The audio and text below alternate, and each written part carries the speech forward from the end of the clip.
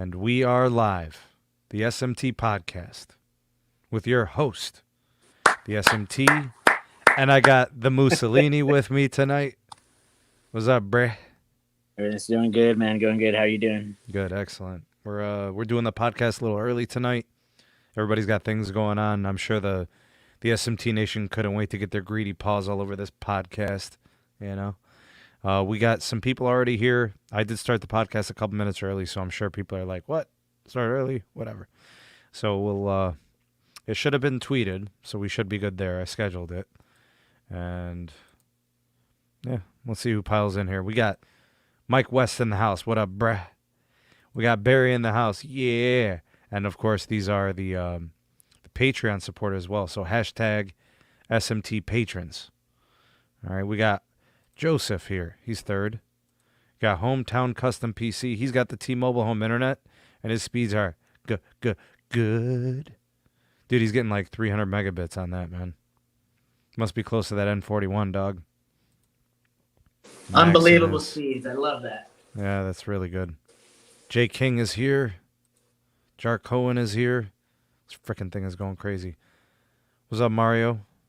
Ugly Duckling is in the house. Hola.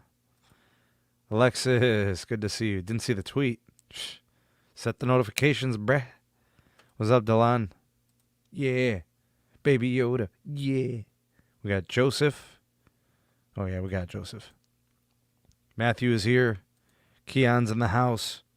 This thing's already starting to jump. T-Mobile home internet buffering at 480p. I had that problem too, dog. What's up, Isaiah? Good evening to you, sir. Gildardo. Yeah, you got the flex going on. What's up, my guy? That's right. Watching on the way home from work? Nice. Excellent. Glad we could keep you occupied on your drive home. What's up, Moose? What's shaking, bruh? You know, getting ready to get on a flight back to SoCal. Going to be doing speed testing, of course. What lines you got access to right now? I'm going to have everything. Going to see, you know, the quote-unquote improvements in 41. Mm-hmm. And we'll see if, you know, it's translating correctly, you know. So you're going to test N41 for T-Mobile in SoCal. Yep. You got your, what do you have, an Elite line on AT&T? Yeah, I got Business Elite. Okay. And you got a Verizon line with you too? And I got Verizon. I'm thinking about going to some ultra-wideband locations this time around. You know? Yeah, it's possibly hitting up Disneyland. Apparently, there's ultra-wideband at Disneyland. Oh, I wouldn't doubt it for sure. So that's really good news. See, the thing is, it wouldn't be hard to get that signal to thousands of people that are at the park, you know, so. Right. You know, I know Yasmin would probably enjoy Disney World, ultra-widebands over there, you know. Dude, so what, I go and speed test and then she's hanging out with Mickey and them? Exactly. Yeah, big shout out to Jarko and appreciate that update. Yeah, they got the firmware coming over to the T-Mobile home internet. Yep. S. Brown, I hear you, man. Everybody could use some N41. James, good to see you. Thanks for stopping by. The homie Carlos just got in. What is this? Los, you're tripping, dog. I'm not going to read that aloud. What's up, Big John? Good to see you, man. Big shout out to the homie Big John Tech Reviews, my guy. Good buddy of mine, man. Appreciate the support. Switch from phone to desktop for a bigger picture. All right, good. Maybe you got cans too. You got headphones. That's good. I know you got a couple of machines, Alexis. You prefer laptop or desktop?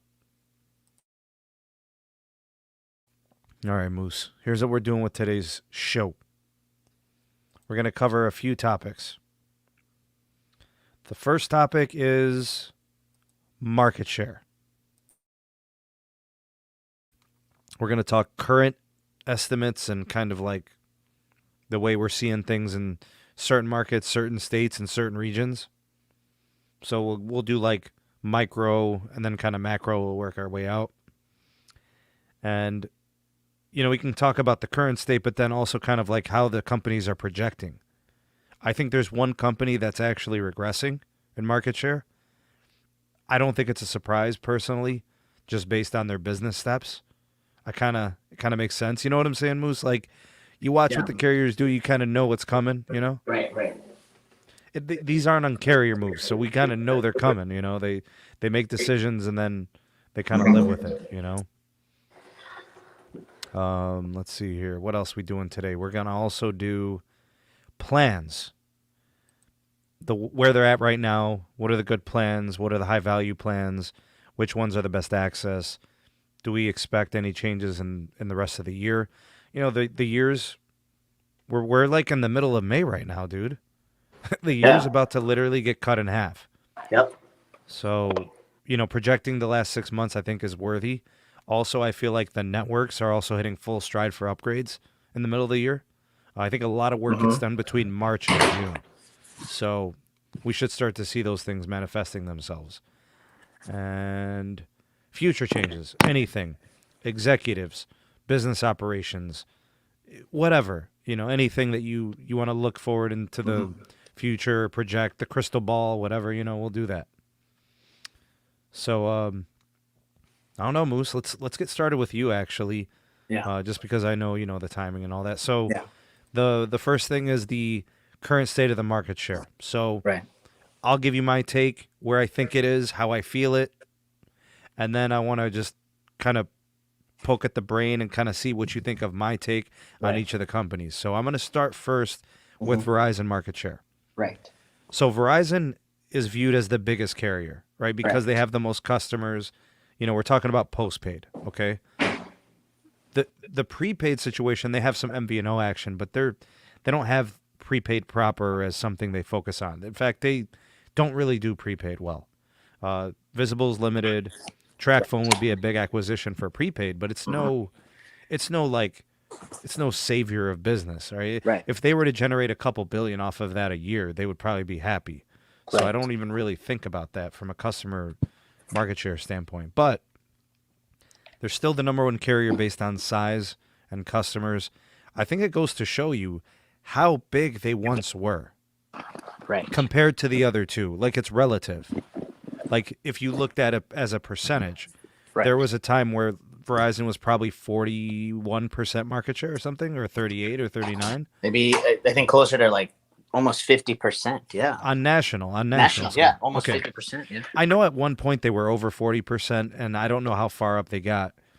But then, like, it started to change a little bit. And part of that was T-Mobile, and part of that was Sprint, and part of that was AT&T. So they all got a little bit more competitive with markets, and then market share shifts a little bit. So, you know, you look at El Paso with Tyrone, and you look at Dallas and some of these markets that, you know, different carriers seem to lock down. And, you know, Verizon's stranglehold on the market share has been receding for a while. You know, the grip has loosened, and it's been like that for a long time. And there's been two reasons why. Number one, the other carriers got better, right? So they were more competitive. And number two is the pricing.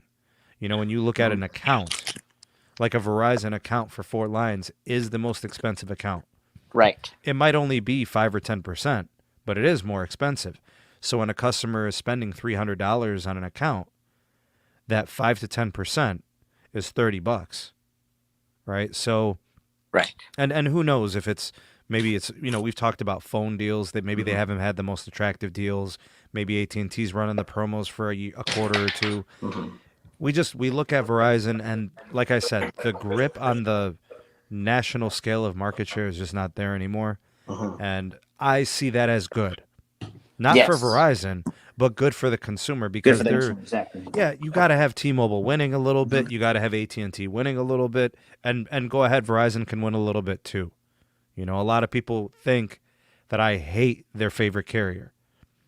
Well, then who do I like then? If I hate your favorite carrier, so they say I hate Verizon when I talk good about AT&T. They say I hate AT&T when I talk good about T-Mobile. They say I hate T-Mobile when I talk good about Verizon. So I can't win. But what I will say is the best situation for United States consumers in wireless is that each carrier is able to compete and be aggressive. And I like a balanced market share, you know, because one of the things I've hated as a customer on Verizon is that because market share has been so heavily skewed in my market, 53, 52, 51%. It really should not be that. You know, even with the merger, T-Mobile still only has like 18% here. Right. And AT&T is still in the 20s. So they should be in the 30s, in my opinion, because their performance of their network is so good. And I also think their products are really good. HBO Max is good, the wireless product is good, and the fiber is good. Collectively, that's a good portfolio. So currently, when I look at the market share, I don't mind if Verizon continues to shed customers. If they don't mind, I don't mind. AT&T snatched some up, T-Mobile snatched some up. That's cool with me. It's interesting because, Verizon is heavily congested in a lot of markets that are strict.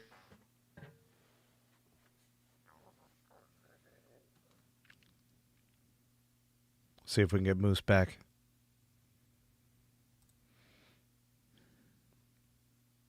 Isaiah, the situation with C-band, unfortunately, is that's not true.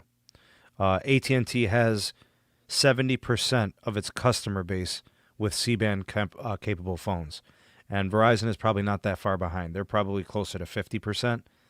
So that's probably not the case. You got to keep in mind the consumer demographic for AT&T and Verizon. They're a little bit more on the higher end. They tend to spend more money on upgrades more frequently. So, and I'm not saying that all of them do. I'm just saying I think it's more than you know and more than I know.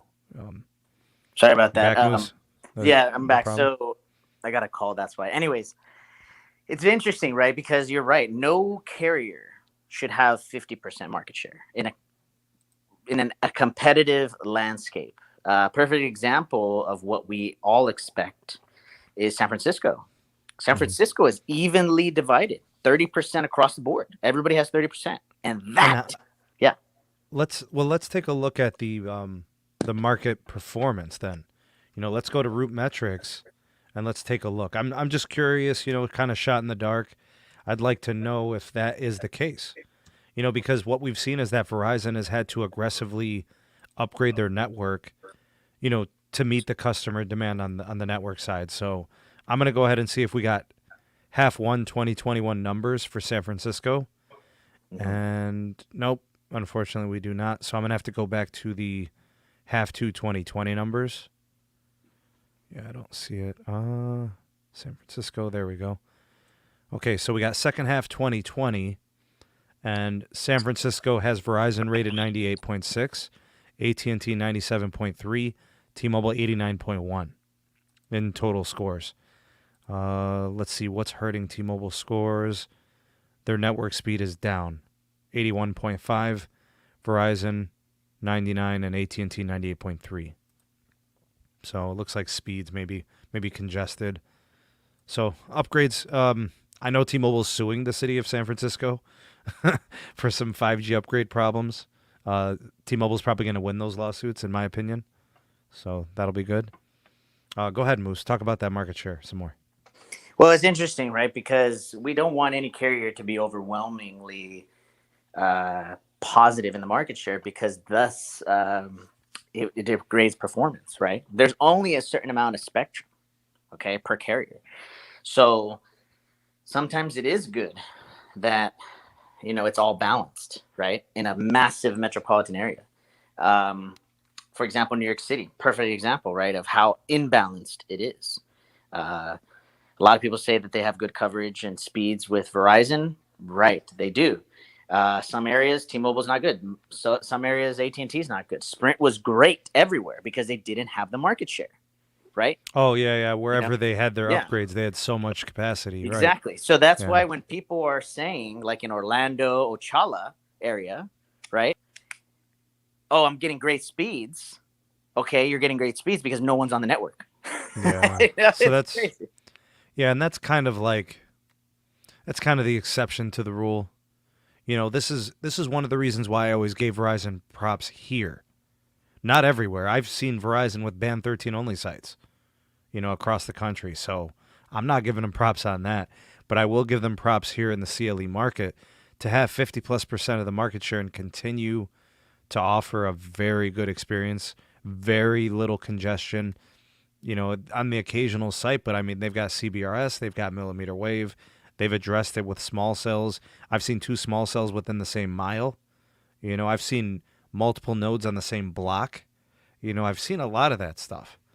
And I just, I don't know. That's what has impressed me. I would not have expected them to continue to score as they do, based on the market share, right? So, but yeah, I'd like to see the Verizon market share drop a little bit here. I'd like to see them, lose a couple of percentage points before the end of the year, just so that maybe lights a fire under them as they go through C-band. So that it builds faster. They're more aggressive, with the build out. It's just good competition. You know what I mean?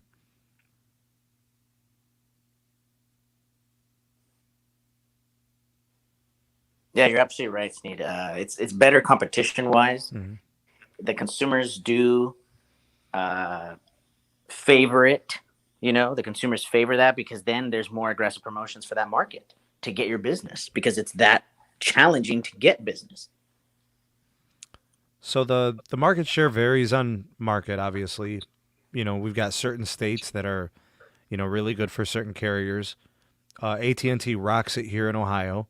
I think based on the most recent upgrades from, you look at the FirstNet contract and what has been done with Band 14 and Band 30, and as well as all the other modernizations. I think AT&T has completely matched the coverage of Verizon in Ohio, and then they've also thrown in the capacity that Verizon can't offer, right? It's the fiber backhaul upgrades, it's the one-touch strategy, and it's the multiple carrier aggregation and multi-carrier upgrades on these sites. So when AT&T goes and climbs a site, they're adding Band 14, they're adding Band 30. That's like slam dunk, they're going to do it. They upgrade the backhaul, and then they modernize whatever gear has to be done there. And it turns into 300 megabit per second upgrades. And we're talking LTE here. So any device that is relatively recent, right, within the last 2 years, as long as it has Band 14, you're loving life. Your coverage improved, your strength of signal improved, and your capacity improved, right? Absolutely. And that's what's going to happen with C-band. That's exactly what's going to happen. And that's why I feel like in Ohio, you get to choose your carrier most of the time without having to sacrifice coverage and speed. You're choosing it on something else. You like AT&T because it's got your fiber discount and it's got you on HBO Max. Boom. You didn't have to choose based on network, right? You chose based on your perks and benefits. I also think some people are choosing Verizon because of the value that you get with the Hulu, the Disney, and the ESPN Plus. The ESPN Plus is huge. I mean, the news this week was huge. I mean, we should probably go over that really quickly. Okay. Yeah.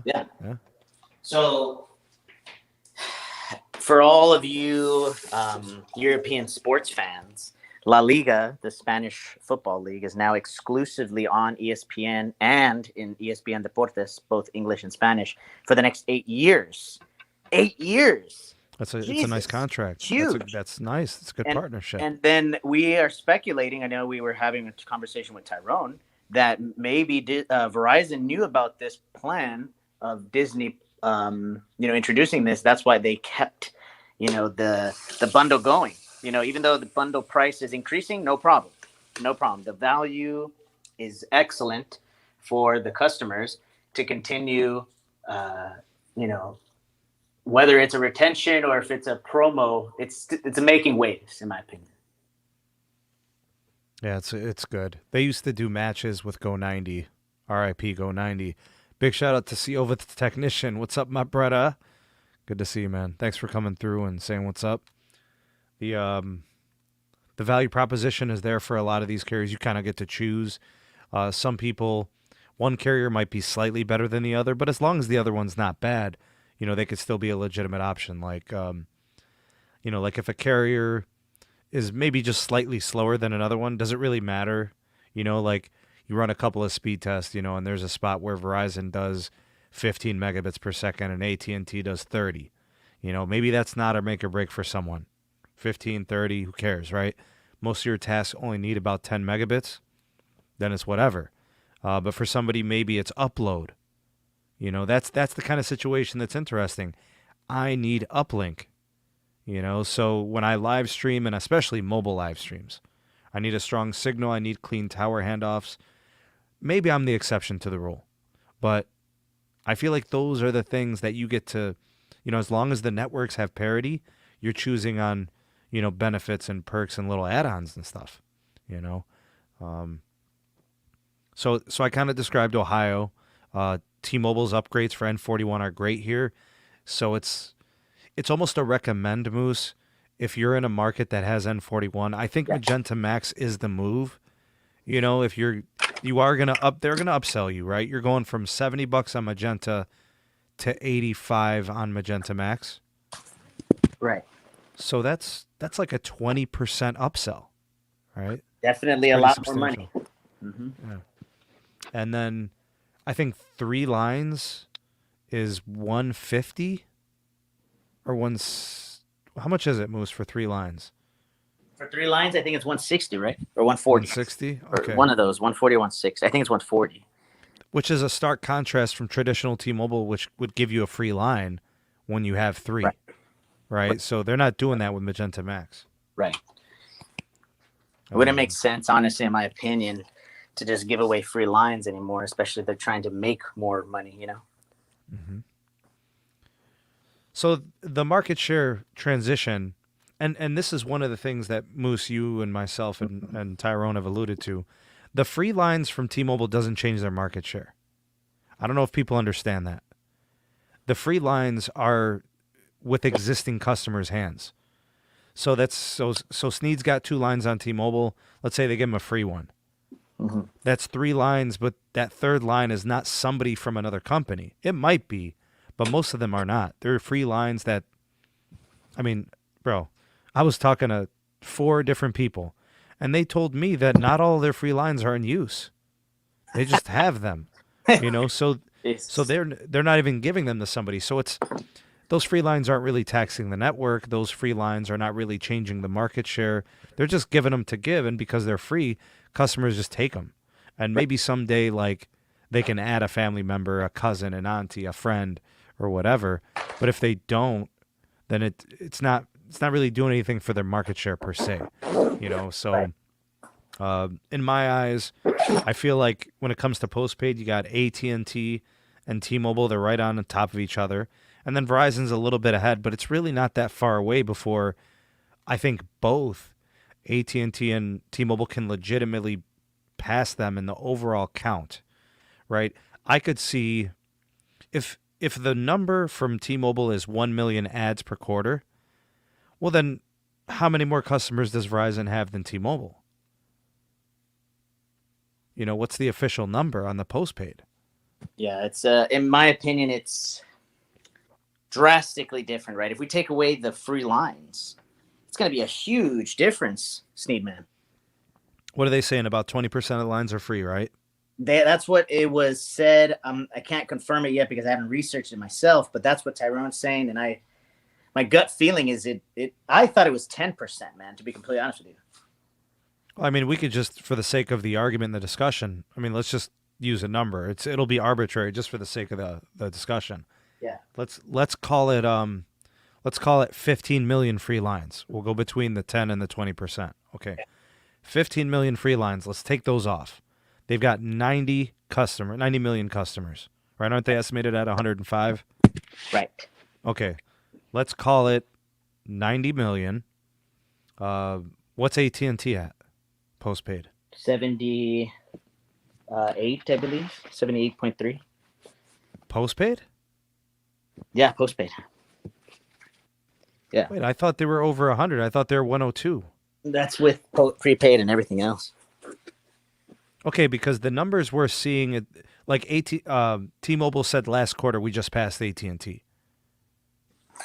Yeah, I mean, they can, and I'm assuming they mean in total connections. Okay, so then that means, so T-Mobile's got 90 million total connections, then, and AT&T doesn't do free lines, so we're keeping them at 102?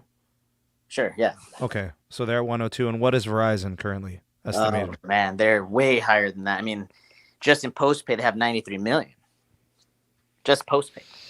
So what are they estimated, like 110, 115? What are they at? I thought they were like 130. So we got to get good numbers. I don't know. They're huge All right. difference. So how far away is AT&T from Verizon, and how far away is T-Mobile from Verizon?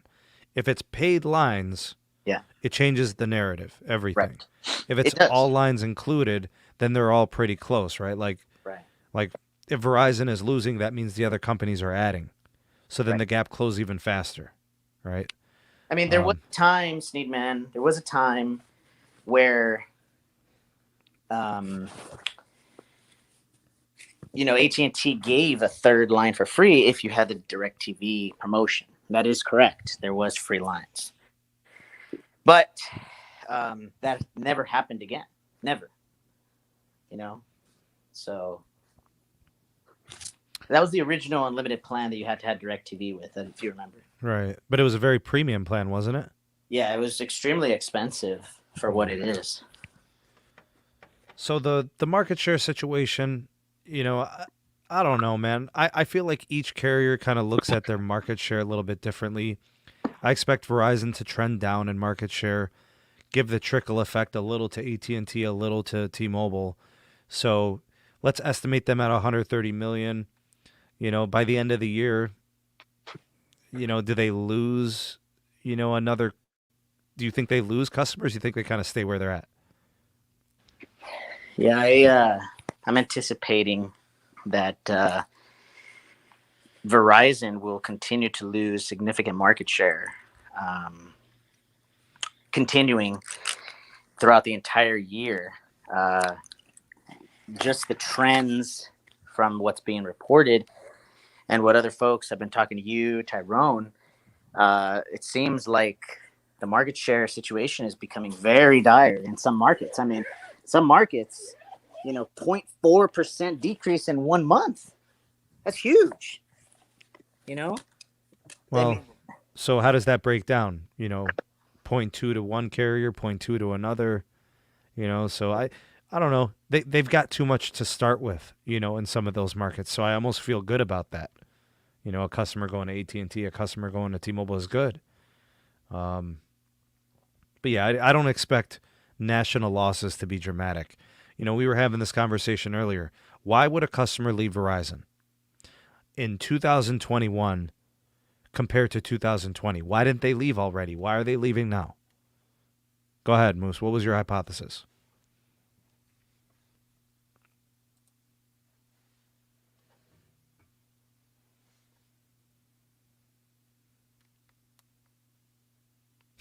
We lose Moose, or maybe he doesn't know he's muted.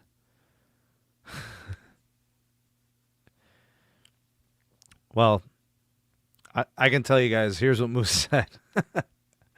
Moose was saying that it was a device promotion reason, thinking that maybe the better deal for the iPhone laid with AT&T, or, the free line and the free device was better with T-Mobile. Be back 1 sec, Sneed. No problem. So people were looking at, hey, I can get the best device deal and the best promo from a different carrier. So Verizon's answer was, we'll give you, $700-800 for your broken phone, and then, you get like a Verizon Visa prepaid gift card or whatever for an additional $200 or $300 at a value of $1,000, right? And then Verizon's thinking to themselves, well, now we got you for 2 years on our network, and you're going to have to be on a premium unlimited plan, meaning a non-starter unlimited plan. Barry says, in my opinion, get those cheapskates off my Verizon wireless network. Oh, man, I've said that before. Not the cheapskate part, but the Verizon. No, I think Moose is just a little busy. Verizon doesn't give $1,000 for a busted phone unless their shares in free fall. Maybe. I mean, I don't know. The promos are interesting. They give promos on these phones, and then they lock people in for a couple of years. You think about how much money they're going to generate, right? So if they're charging somebody $50 a month for a line, even with multiple lines, but if it's a single line, they're charging somebody $80-90, right? And they're going to have them on for 10 months. So we're literally talking about $2,000 over the course of 2 years. That's on network access. So even if they give them the $1,000 off, I mean, they've still made $1,000 during the life of that phone's promotion, you know, so it still works in their favor. Moose on T-Mobile, that will never happen. Yeah, Isaiah, unfortunately, that's not true. I don't think people are leaving Verizon because of data speeds. Maybe in markets where they, you know, the data speeds are slow because they're on a lower priority. But I've traveled to a lot of markets, and I think the Verizon being congested thing is a bit overstated. The band 13 only sites that I've seen are sucky, but even those are not make or break, right? More situational than the norm. Oh yeah, totally agree. I think I think Big Blue is doing good things with the network, most definitely. Let's go ahead and transition away from market share. I want to talk a little bit about plans. All right, so the plan stuff is interesting. In my opinion, I think the best plan with each carrier goes as follows. Okay, so if you're on Verizon, the best plan is the Get More, right? If you don't have a 2017 new Verizon Unlimited plan, if you don't have the original OG Unlimited plan, that is the best one. Verizon's network is best on its premium tier, premium access. In some markets, the other tiers are hit and miss. They will throttle, or I shouldn't say throttle, they will deprio, right? And that's just something they have to do. And that's how they distinguish their plans. All right, so that's the one I can 100% guarantee that it's going to be an awesome experience. After that, it becomes very market dependent. From AT&T, you've got all their plans as being very good. All right, so in my opinion, because of AT&T's extensive upgrades in most markets, they've got incredible capacity, newfound capacity. I think that you can have whatever plan you want on AT&T. In fact, I would argue for even considering prepaid. You know, that's how much capacity, newfound capacity is on the AT&T network. Yep. So, Sneedman, I'm going to be taking off here to the airport, but we'll definitely talk soon when I'm back. Actually, once I get to SoCal. Still there, Sneed? Yeah, I'm here. Alrighty. So we'll talk soon. Buddy. Later, man. Take care. Later. Bye-bye. Okay, so the as I was saying about the AT&T plans, you kind of have some wiggle room. In a lot of places, you could have Cricket. In a lot of places, you could have the AT&T prepaid proper. You can have MVNO of AT&T. The upgrades have been really good. The Band 14, the Band 30, I alluded to those new additional carriers, the tower site modernizations, the mass scale upgrades when it comes to backhaul. And because they're doing it to large scale, it's really notable, and you could feel the difference. So in my opinion, I think you go with that whatever plan you want. Now from there, you're going to choose a plan based on features. So how much hotspot do you need? How much priority data do you think you need? Do you need HBO Max? You know, I mean, that kind of depends. I have Elite line access. It is the best line access I have. It's better than my Verizon line access. It's better than my Magenta Business line access. So I love the AT&T plans. Elite is the best. I think it's the best performer in the market. I literally think it is the best. The only plan that competes, in my opinion, with AT&T's Elite plans is going to be either FirstNet, right, because it has no restrictions whatsoever, but you got to be a first responder for that. So that's not like everybody. But it's T-Mobile's Magenta Max. In fact, if you need anything more than 480p video if you need anything more than, 10 gigs of tethering hotspot, Magenta Max is the best plan if you're on T-Mobile. Like Essentials is bad. That is a horrible line access. I would rather have Metro than, Essentials actually.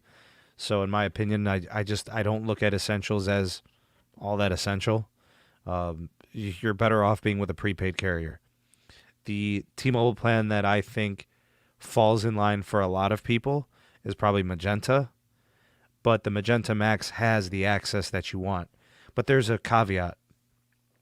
If your tower sites in your market are not really pulling their weight, you're seeing like 10, 15 megabits per second, then maybe Magenta Max won't really make a difference, right? Maybe the Magenta is just fine, and it's not going to really help you to have the extra access and pay for a premium plan. Because in my opinion, when you start creeping up to $85 a month for a line on T-Mobile, those upgrades have to be there. I would not pay any carrier $85 a month if I couldn't get a unique experience and capacity. Because here's the thing. If I have a 4K display on my phone, if I need 20 megabits per second to do 4K video rendering, 25 megabits per second, if I need to hotspot a line, a Magenta Max line for like 2 devices, and it's going to be heavily throttled, then what's the point of paying the extra access? Why are you paying more money? So N41 upgrades are a must. I think N71 upgrades are a must. So basically what I'm saying is only consider Magenta Max if you do have a lot of T-Mobile network upgrades in your area. And to be more specific, I view the Magenta Max as a 5G plan. If it's just 4G LTE and it's like a lot of band 2 sites and you don't see the N71s and the N41s, then what are you really buying, right? You're paying extra money for old access. You might as well just keep it on Magenta, or have one of those older plans. So, if I had to create a tier, if I count all the plans, obviously it depends on your market. I think the best plan is an elite plan from AT&T. The video resolution, the video playback is the best, second to none. I believe in what AT&T is doing with their network upgrades, so I put them at number 1. Number 2, I have Magenta Max. Big caveat though, if there's no N41, no N71, I bump them down to number 3. If they have it there, then they're a strong number 2. They're right there with AT&T Elite. The reason I put Verizon Get More last is because of the amount of hotspot data they give you and because they're still locking you down to 720p. In order to get the 1080p, you have to pay an additional $10, which frickin' takes that line access over $100. Right? Because you got to pay the additional fee to get the extra HD add-on, and then the taxes and the fees are there. It's over $100 line, right? So it's just absurdly expensive compared to Magenta Max, which is at $85. And again, we're assuming that the T-Mobile network is upgraded in your area. Now, if I lived in a millimeter wave area, I actually wouldn't get the Verizon Get More. I would get a Do More or a Play More, one of those middle plans, whatever they're called these days. The one plan I would not get, and this is really foolish by people, I think they're making a huge mistake. If you're going to go with Verizon because of the trusty coverage and the network pedigree, a starter unlimited makes no sense. You're going to have horrible deprio, at least one of the middle plans, and if you can splurge, get the top priority access. And if it's a market that has a lot of millimeter wave and a lot of CBRS, then the top tier plan is going to be a great experience, right? In most cases, I think the AT&T plan is the best. AT&T Elite, hands down. I've used all these plans, and I'm telling you guys, the AT&T Elite is something else. And actually, big shout out to Los Mobile. I've been using that for a while. If you want the best line access, you want that type of access, the Elite, then Los Mobile is where you need to go because you'll get a better deal on the line too. So reach out to Los Mobile on Twitter, at Los Mobile 702. Speak to a rep. They'll get you hooked up. Any questions you have, the cost, the features, the access, the device connectivity, they'll let you know everything you need to know about that. In fact, any of my mods out there, please get me the Twitter handle for, Los Mobile. So if people are interested and have some questions, they could speak to a rep there. And also maybe link Carlos's video for the service from his YouTube channel. That would be great. Let's talk about some of the other things that I was going to discuss with Moose, but he did have to step out. Okay, so another thing that we were discussing that we were going to discuss was plan predictions, right? So we looked at the best plans. In my opinion, I don't think that Verizon is changing their plans. I don't think they're ready to do that. They're going to need a whole lot more millimeter wave. That's one thing. Or the C-band, right? That's just, if you're going to move everybody to like a 1080p, 4K video resolution type plan like Elite, with AT&T, then you're going to need more spectrum, right? They've done a good job at densifying the network, but they just need more spectrum. They don't have it. All right, so they have embraced the grind. Lots of small cells, the micro cells, the C-RAN, the millimeter wave, it's there. But, they just can't do, any substantial amount of Elite type plans without having that additional capacity. But once C-band is there and they get all the network hardware up, then I think it becomes an option. So I don't think Verizon is doing anything with the plans in the future. Could we see some additional value added in a different form? Sure. A new partnership, a media partnership, a content partnership. Could we see, a sweetening of the pot as an add-on? That's very realistic. In fact, I would expect it something between now and the end of the year. But I don't see any type of plan changes.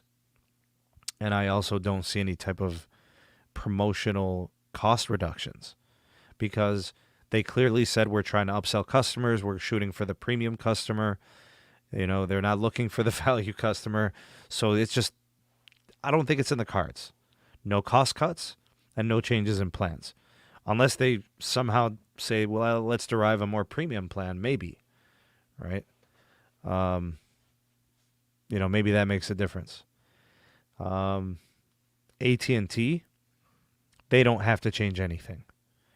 I think AT&T's plans are the best because I think their network, the network can match it. The Elite plan is a hit. It's a smash. Their middle plan is good, and even their entry-level plan is a really good experience. So I think what they're selling their plans at is fair, right? They're not, I don't think they're unrealistic, right? They're not asking for too much. I think, based on whether or not you have a family, a multi-line account, I think they're competitive. They're not as expensive as Verizon. They're a little bit more expensive than than T-Mobile. But based on the access, I feel it's a good value. And if you get the upper tier plan, then you're getting HBO Max as an add-on. And that's really good. That's good value. So, I don't think AT&T has to do anything. They've got positive momentum. They're coming off some strong quarters. They've been gaining customers. The promotions have been hot. They've been upgrading customers onto newer phones with the iPhone 12 promos. They've got Galaxy promos. They did the Note last year. They did the Galaxy S21 this year. They've been doing iPhone 12s, 12 Pros, 12 Pro Max, the whole thing, right? So they're good. And you look at the numbers, the financials, and the ads and the growth, I think they're doing fine. Now, the T-Mobile situation is interesting. When they added the Magenta Max, that was their answer to their newfound capacity. They wanted to prove to people that our upgrades have been so substantial that we are now going to make a plan for our network. So what they did was they upgraded Magenta Hotspot. They upgraded the DPRIO. And then they created the Magenta Max, and it's supposed to be the replacement to the Magenta Plus.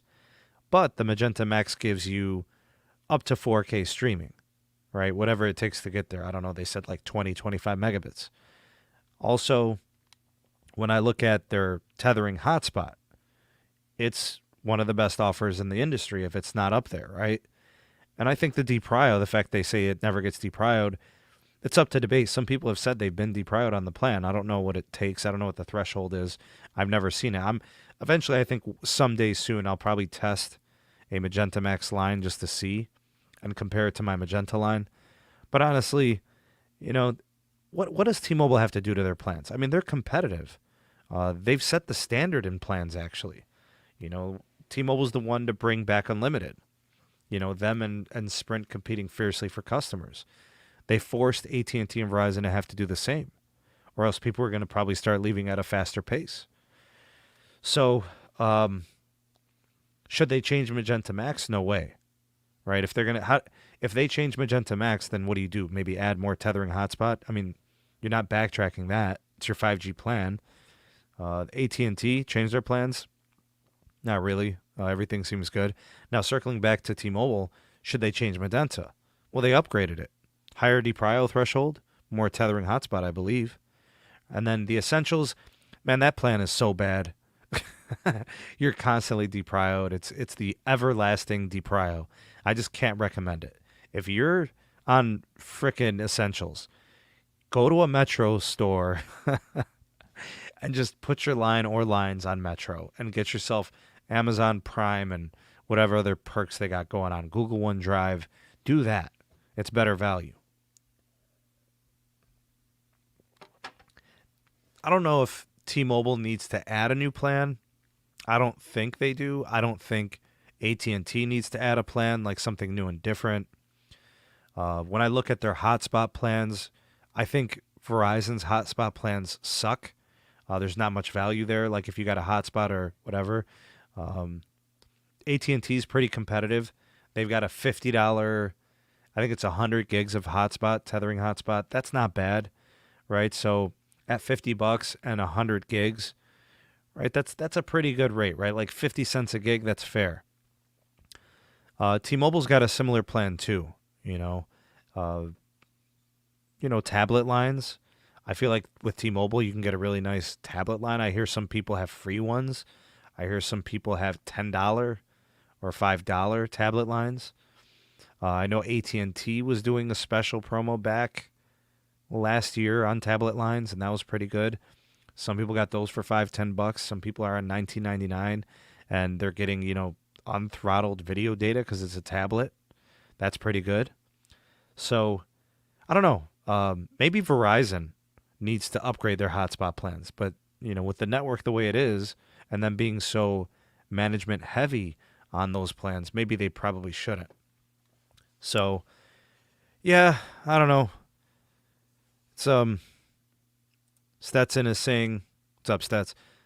If I'm reading Verizon's hotspot plans correctly, it's $20 for unlimited data for your hotspot.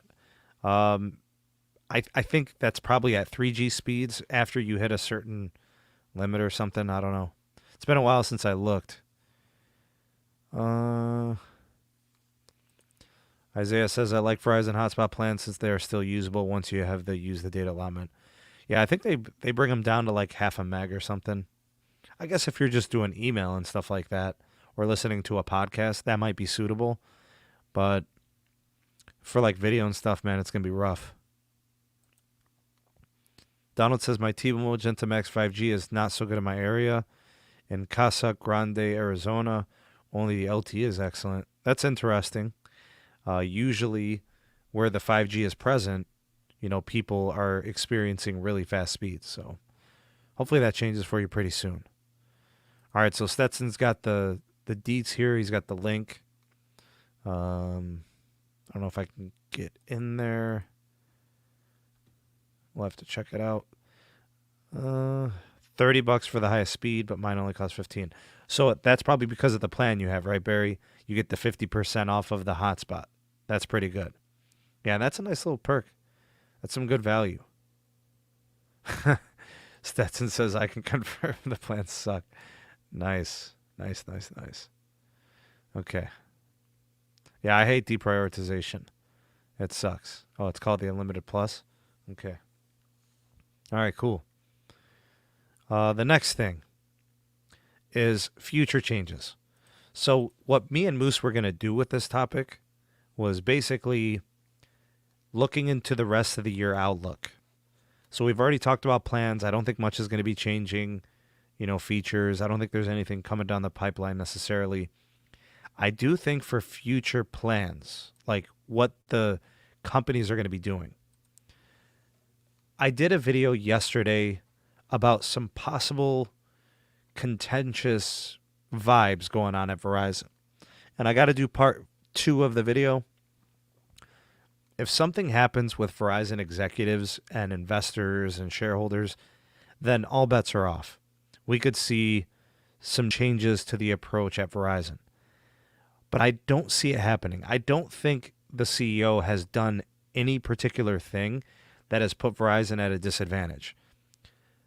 Network-wise, Verizon is still elite. Good coverage, good speeds. The millimeter wave is tremendous in those markets. People are enjoying it. That'll continue to build out. The C-band, the money is spent.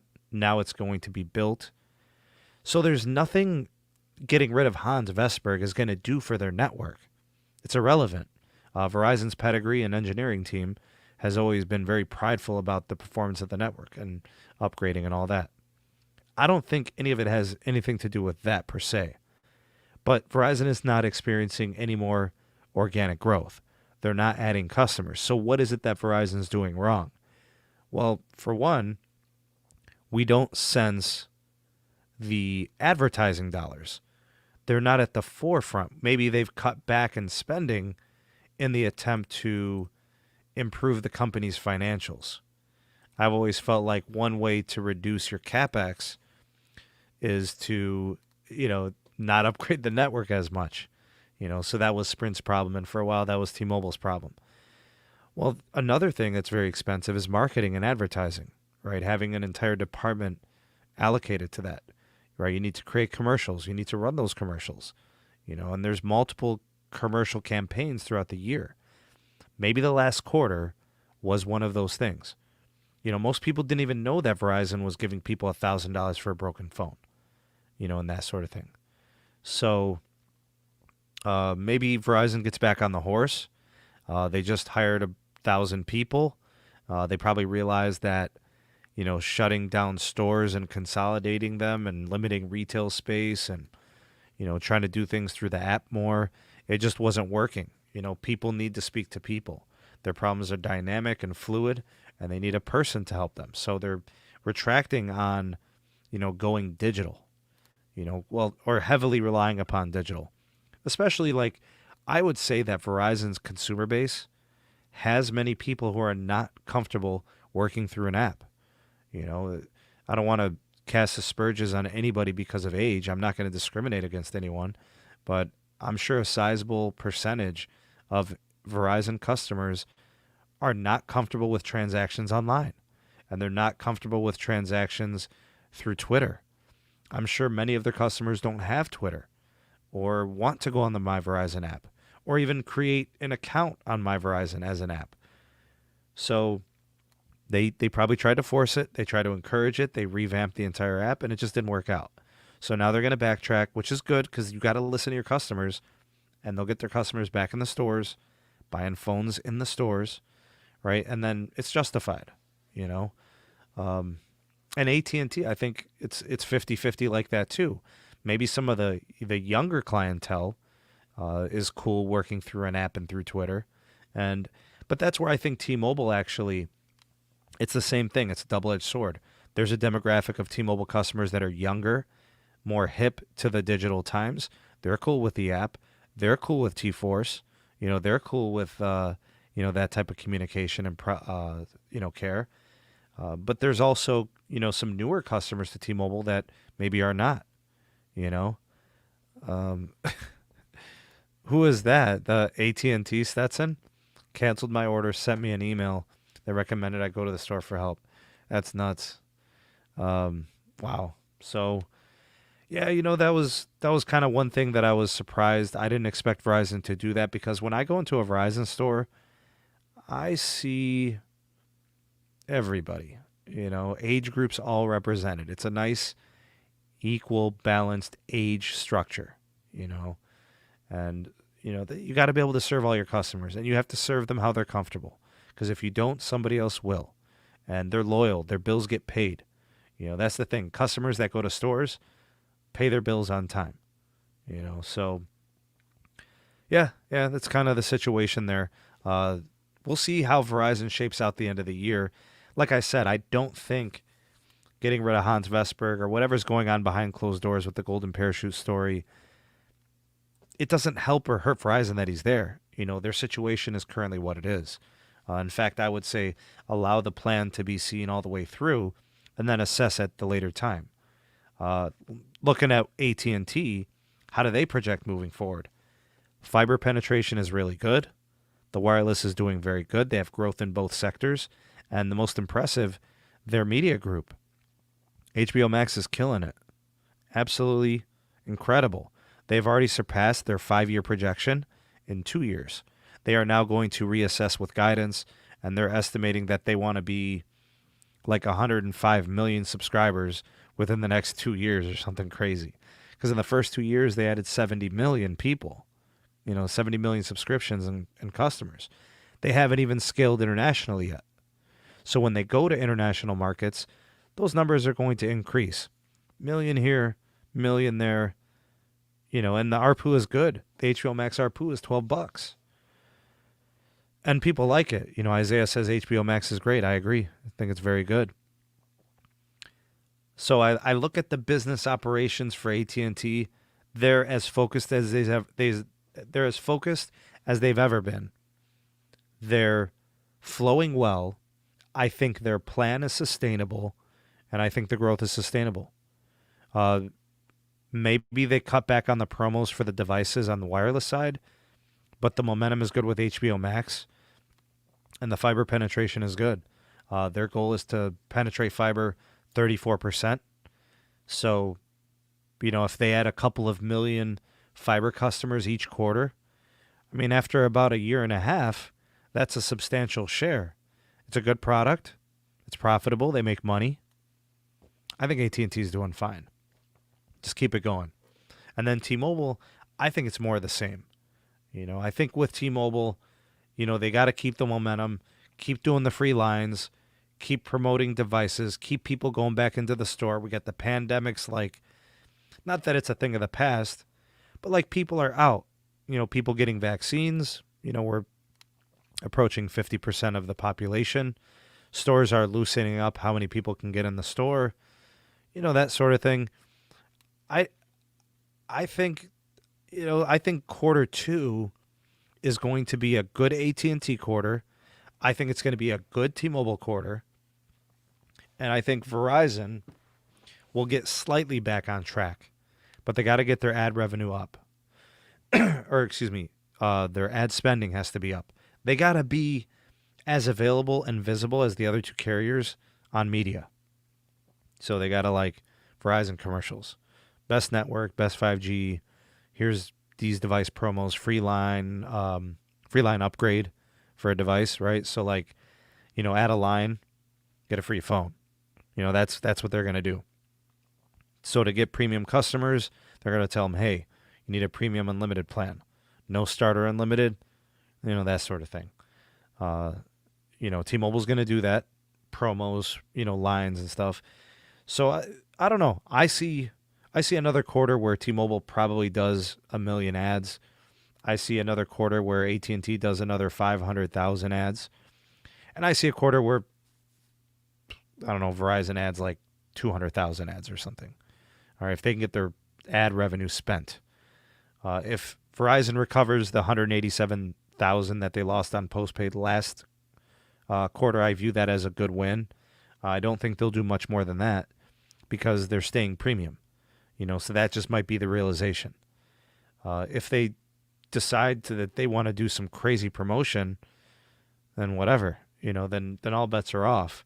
Maybe it does help them. Maybe this broken phone trade-in thing ends up being a difference maker. I don't know. I know that I haven't really looked too much at the live chat. I've just kind of been thinking aloud. For those of you guys out there, hashtag 2LiveCrew, if you're watching this in the live, that's really all I wanted to cover in today's show. If you're watching this on replay, hashtag replay crew. If you're watching this while eating dinner, hashtag ravioli gang. And hashtag Mod Squad for all my blue wrenches out there. And big shout out to Stetson for coming through and hanging out. I don't know if anybody else is going live tonight, but we'll have to see. And let's go ahead and do this. Let's predict who's going to have the best rest of the year outlook.